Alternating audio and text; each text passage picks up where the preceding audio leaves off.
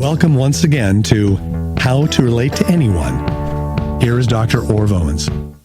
Well, hi there, and welcome back. We spent a lot of time above the line and below the line, and hopefully you were able to follow all of that, and also hopefully you've had a chance to go through it again. In fact, I have recommended and will continue to recommend go through it 3 times and you'll really get it. And since it's only 20 minutes, you should be able to do that in a week, find that much time. And what it will do then, it'll come live to you and you'll find your subconscious mind feeding you some of this information on an as-needed basis. When you're right in the middle of a sales presentation, right in the middle of a management meeting or talking to anybody, some of these things will pop into your mind and you'll be able to use them rather than abuse them, because that's what we do. We either use these principles or we abuse these principles. And I'm sure as you've watched the last 8 lessons, I guess it was, that above the line, below the line, you know a lot of people who are at different levels of that above or below the line. And that's the idea, is for you to be able to relate to it based upon life experiences, and that way you can plug it in.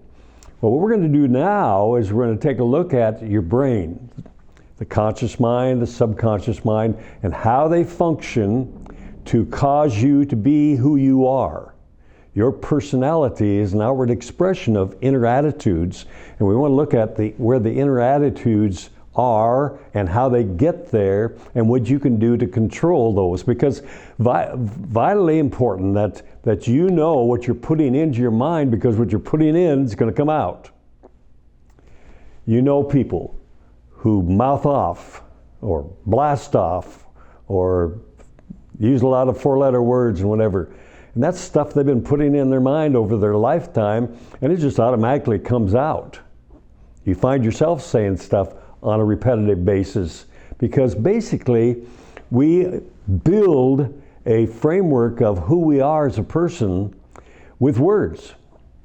And those words express emotions, likes, dislikes, fears, positive emotions. All those are expressed in words. And communication comes starting with words, and then there's communication of hand gestures and facial gestures and so on.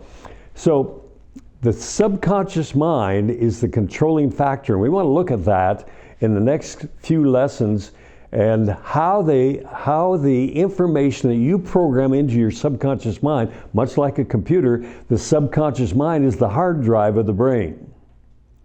The conscious mind is what we call a keyboard, or the screen, where what you're putting in is from the conscious mind, goes into the subconscious mind. And so we have some diagrams to show you, and we'll walk you through this. And once again, if you've taken Psych 101, you've learned about the subconscious mind.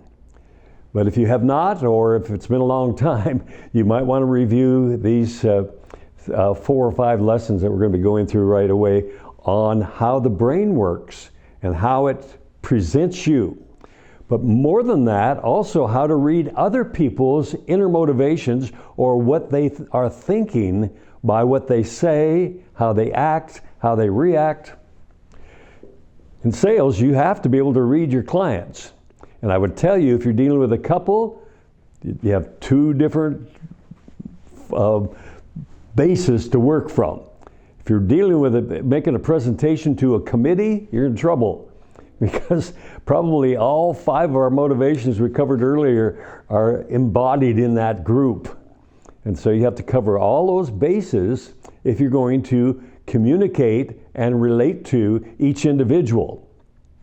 And that's what you want to be able to do. You want that person that's sitting there to be able to relate to the value of that which you're offering if you're a salesperson, relate to the directives that you give as a manager, so that they can do it, use it, buy it.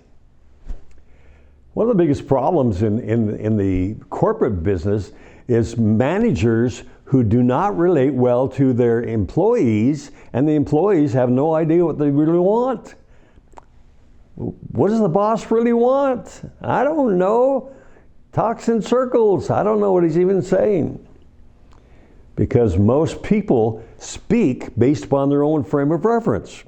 And that's what we're going to look at today in this lesson. We're going to look at where the frame of reference is embodied in the subconscious mind. So we're going to look at a diagram, and it's a picture of your brain, basically. You didn't know you were a round circle, but that's what you are. And the circle has been broken down into segments, and that's different functions and parts of the brain. 1/10 of the brain is conscious mind. That's the top line we see. 1/10. That means it doesn't influence on an ongoing basis as much as it influences on a short-term basis. What you choose to think consciously will be programmed into the subconscious mind, and the subconscious mind's function is that of memory. The conscious mind has no memory whatsoever. It's just for the moment. It's for this phone call. It's for this conversation. It's for now. And then it's gone.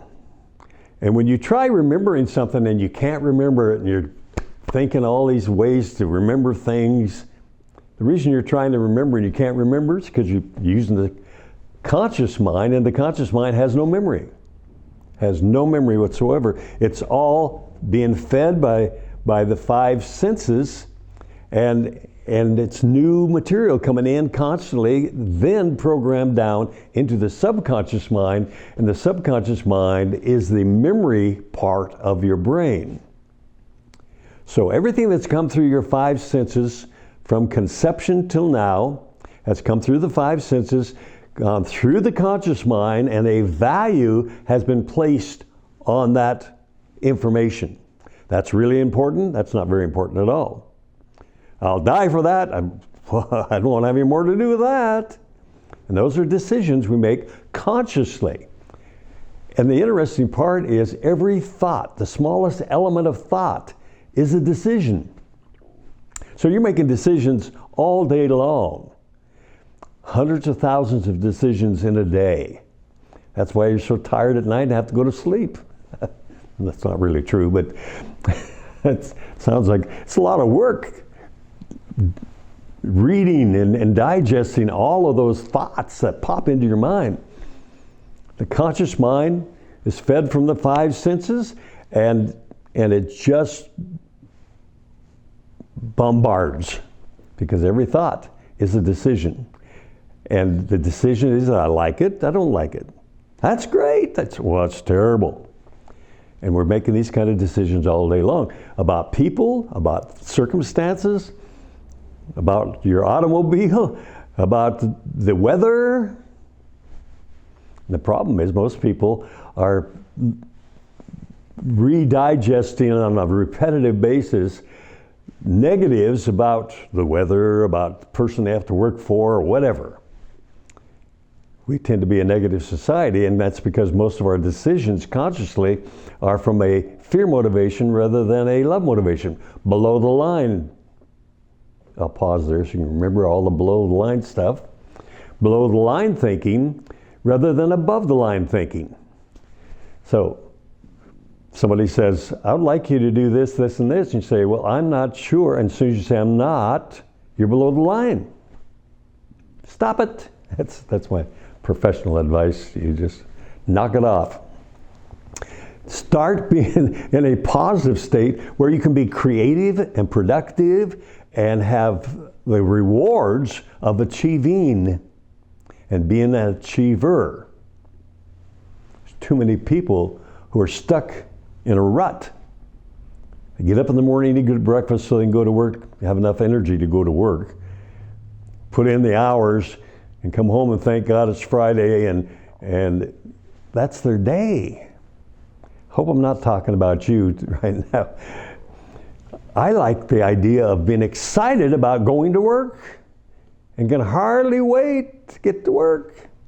And instead of blue Monday and thank God it's Friday, we have wonderful days Marvelous Monday, terrific Tuesday, wonderful Wednesday. What's Thursday? Thursday would be, give me a T. Thinking.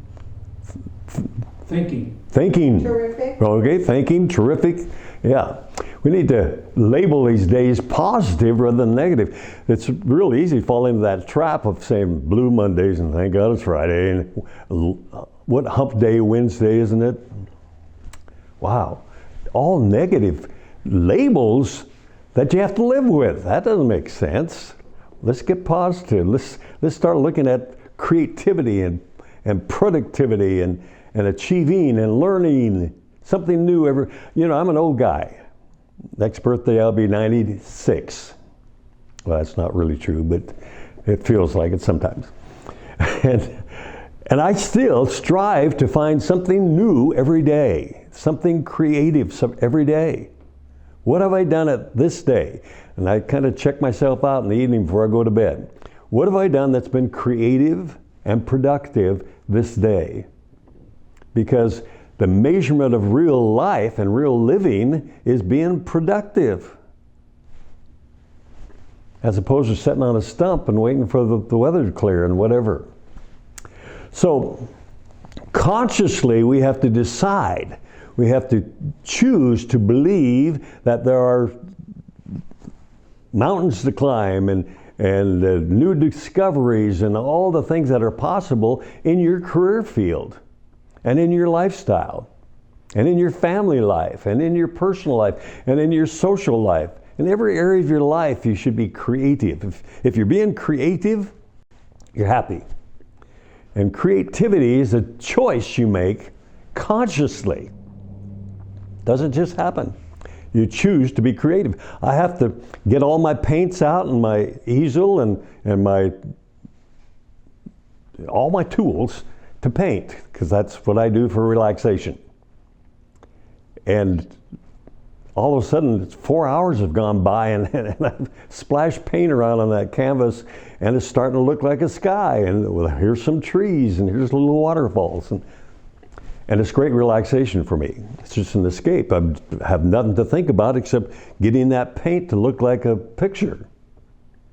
Well, you need to have that kind of thing for yourself. It's kind of a diversion from your day-to-day work, kind of a creative function that puts you out there where you're making something happen out of nothing. Great joy in that.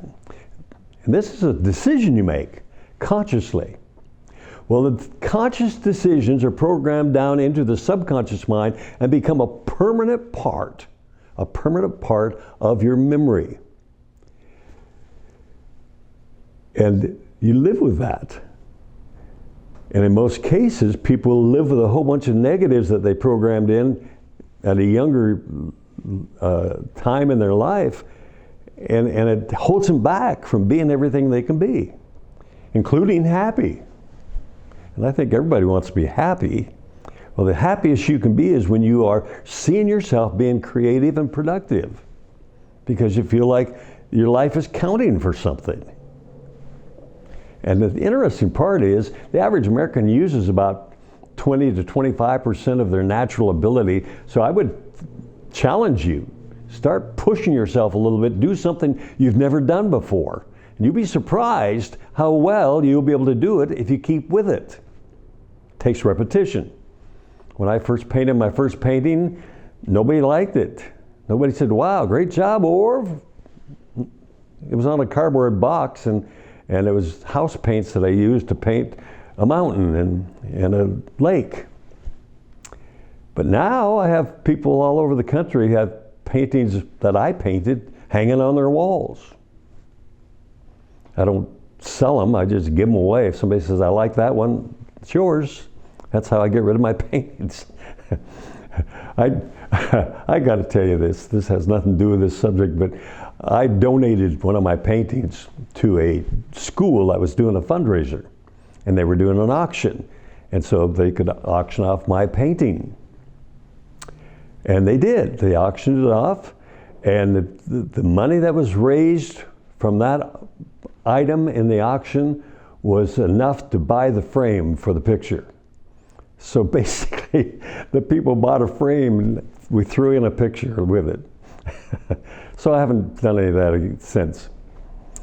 Well, when the mind absorbs feelings, emotions, thoughts, decisions, fears, all those things down into the subconscious mind, it becomes a permanent part. And so we make a mark down there in the subconscious mind that's either a positive or it's a fear. Love motivated or fear motivated. Positive or negative. In our diagram here, let's say that it's a negative. Then the outflow of that is you. You are a sum total of what's coming out of the subconscious mind that you've programmed in over your lifetime. You find yourself saying the same thing over and over again, that's because it's part of your subconscious mind. It just comes out. Some of your words, some of your phrases, some of your thoughts, and so on, are programmed into the subconscious mind and make an imprint there, and they are programmed out, and the out is you. You are a sum total of who you think you are subconsciously. And I would say it's your own fault, because you did the programming.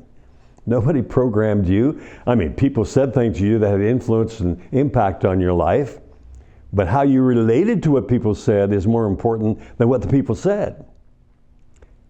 I had a lady come up to me after I spoke for a convention, and she said, that was the lousiest speech I've ever heard. And I said, well, I appreciate your comments, and I've got good news for you. If it's the lousiest, everything's going to get better from here on out. She said, and walked away. There's some people you can't help, you see. They're just down there. Between the conscious and the subconscious is the preconscious state. Preconscious is where hypnosis works. At the preconscious state, there's a 100% belief level. You believe everything you're told, and that's when you're in the preconscious state, you have just fallen asleep at night, you pass through this. It takes about 15 minutes to a half an hour to go through the preconscious state. If you dream in that time, you think it's real. You wake up in a dream and it's real, it's because you're in the preconscious state. Most dreaming is in the subconscious state. But once in a while, we'll move clear up into the preconscious state with our dream pattern, and it'll be so real. You'll walk in your sleep, you'll talk in your sleep, might even wet the bed because you think you're in the restroom. I have to apologize and say I was dreaming that I was in the restroom.